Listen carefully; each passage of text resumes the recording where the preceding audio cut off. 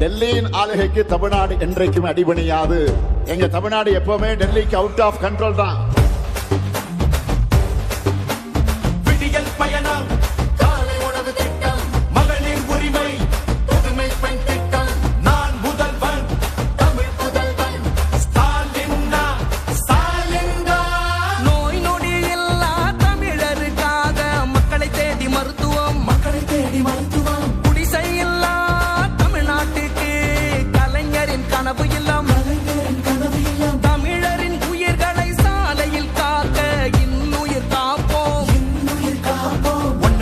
சேக்கு சக்தி யாரு, ஒதுக்கும் ஆள ஓட விட்டதாரு, உண்மைக்காக ஒலிக்கும் குரல் யாரு, சமூக நீதி காக்கும் கோட்டை யாரு.